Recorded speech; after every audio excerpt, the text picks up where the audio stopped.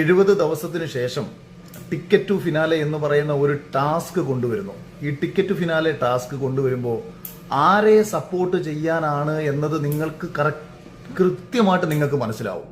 കാരണം രാവിലെ തൊട്ട് വൈകുന്നേരം വരെ ഒരിടത്ത് കുത്തിയിരുന്നാൽ ആര് വിജയിക്കും, ആ സീസണിലുള്ളതിൽ ആര് വിജയിക്കും, ആരതുകൊണ്ട് ഫിനാലെ വിജയിച്ച് വരണമെന്നാണ് ആ ടാസ്ക് കൊടുത്തിട്ടുള്ളവർ ചിന്തിച്ചിട്ടുള്ളത് എന്ന് നിങ്ങളൊന്ന് ആലോചിച്ച് നോക്കുക.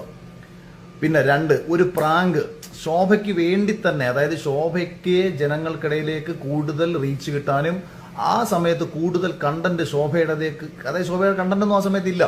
അപ്പൊ ശോഭയ്ക്ക് വേണ്ടിയിട്ട് ഒരു ദിവസത്തെ ഫുൾ കണ്ടന്റ് ഒരു ടാസ്ക് കൊടുത്തുകൊണ്ട് ശോഭയ്ക്ക് വേണ്ടിയിട്ട് തന്നെ അണിയറയിലുള്ള ആൾക്കാർ സപ്പോർട്ട് കൊടുക്കുകയാണ്. ഇനി മറ്റൊരു കാര്യം കൂടെ ഞാൻ പറയാം.